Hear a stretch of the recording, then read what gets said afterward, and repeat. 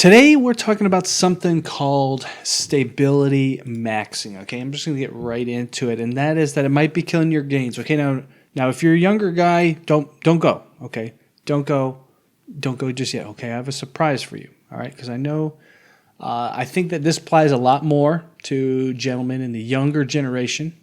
Okay, so if that applies to you, boom, I got you this right here. Okay, I know when you saw the PowerPoint pop up, your eyes immediately glazed over, but for you, because I care, right? I care about your gains. I have this for you, all right? So you just go ahead and watch that, and everybody over the age of 30 is going to keep your eyes right over here on the PowerPoint, and we're going to talk through this. We're going to talk about stability maxing, okay? When is it a good idea to be stable? Okay, when do you need stability? When does it not matter as much? When does it go too far? That's really the main point. Okay, so that's what we're going to talk about today. If you look over here, we have these two gentlemen, and now if either of you guys end up watching this video somehow, please, I mean this out of love and respect. Okay, I don't, I mean no ill will to either of these guys. I care about your gains, truly. All right, I want you to get jacked. I want you to get yoked and yeeted and huge. All right. So what is stability maxing? Okay, and this is essentially using all these different bracing and isolation techniques to make sure that we are only working the target muscle and nothing else. Okay, I see this happening a lot on Instagram, like the stability maxing trend or fad.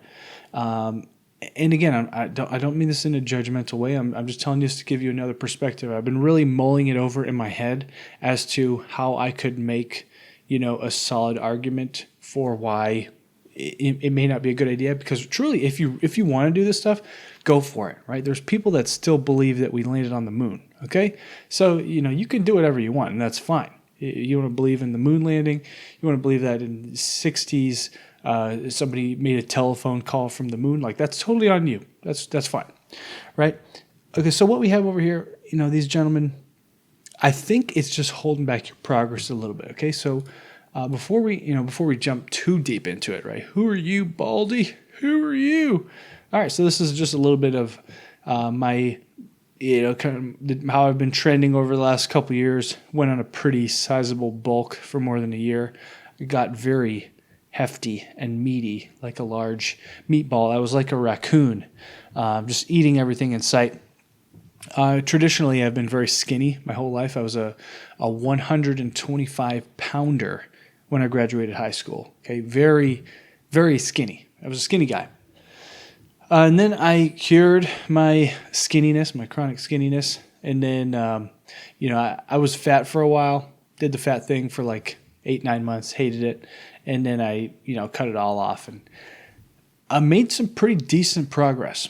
Okay, so that's what's been happening. All right, so what are we getting into today? We are going to talk about stability maxing. Is it bad? Okay, is it good? Is it bad? What is it? When is it? Where is it? And this is me, by the way. I didn't always dress like that.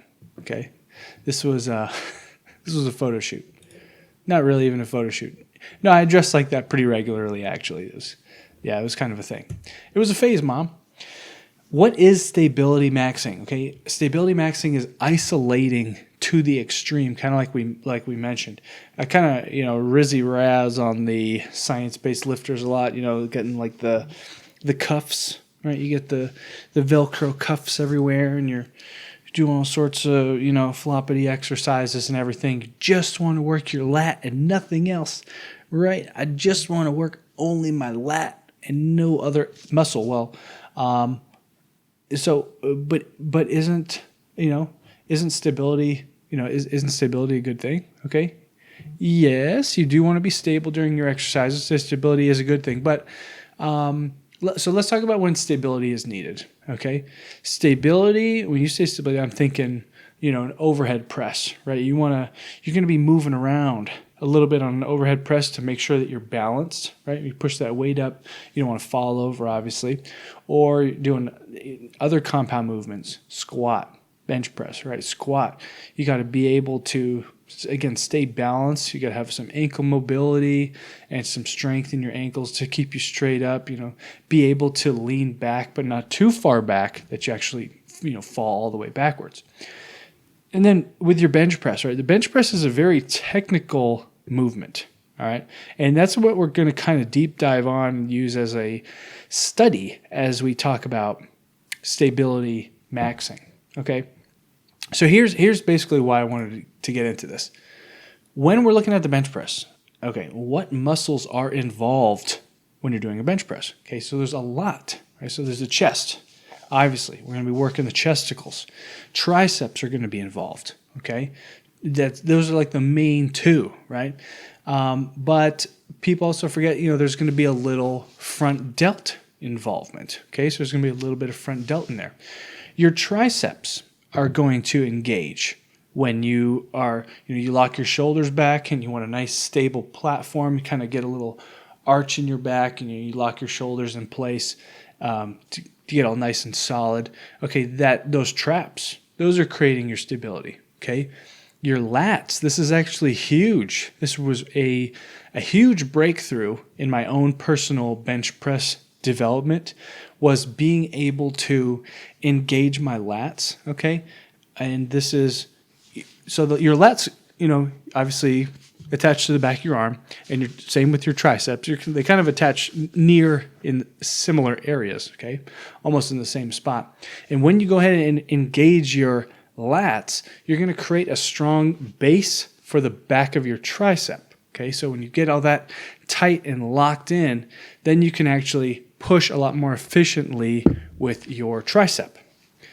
Okay, so if you don't have that ability to kind of work all in unison, then you're not going to really be able to get the most out of it, okay? And even to a certain extent, your legs, right? Your legs are going to be involved a little bit, even if it's just like left to right in like a balancing way to keep you stable on the bench, okay? So again, is stability important? Yes, but think about it. Think of all these different things that are all working together, okay? They're all working together to try to get you nice and stable and strong on the bench.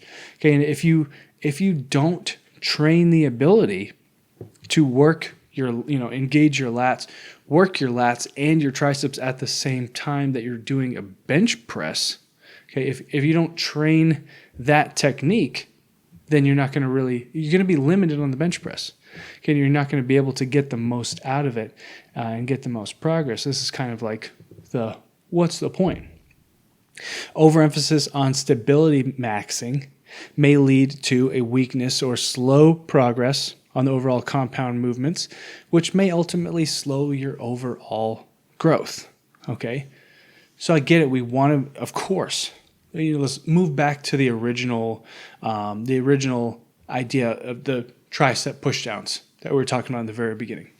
Yes, you want to be stable when you're doing your tricep pushdowns, so that you can really focus on squeezing the tricep and really getting the most out of it. Good stretch, here I'll get out of the way of the video.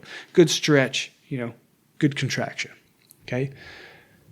But I think there's a better way to do that than just hooking yourself up with all sorts of belts and cables and everything. What if you just got a lot better at practicing that same brace that you would do during a bench press? Okay, if you get on that cable machine, and you really lock in your lats, and boom, and now you start doing that same extension, but you're using your lats to stabilize yourself. And I don't know if it's like a trying to avoid fatigue thing, or if the argument is that they think that if they're putting some exertion out with the lats, then they're not going to be able to get, fire the triceps as much. But that's just, it's just not the case. When you're looking at progressing at a lift and gaining strength, right, and thus gaining size, and kind of they're very interlinked. Okay, when you're looking at improving at a particular exercise, I like to think that each exercise has 3 vectors of progress, okay? And so we're talking about technical proficiency on the lift. We'll get back to this in a second.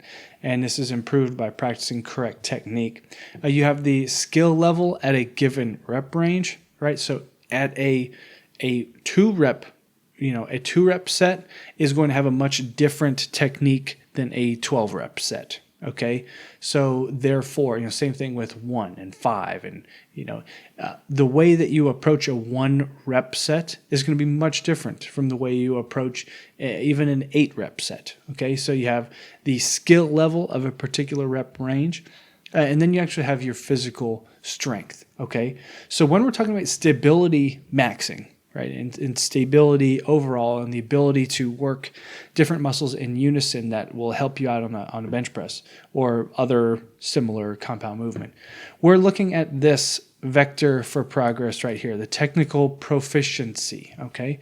So if you don't have that technical proficiency layer built up, or that's where you're kind of slacking, well, then this could be a major point, this could be a major, weak point for you.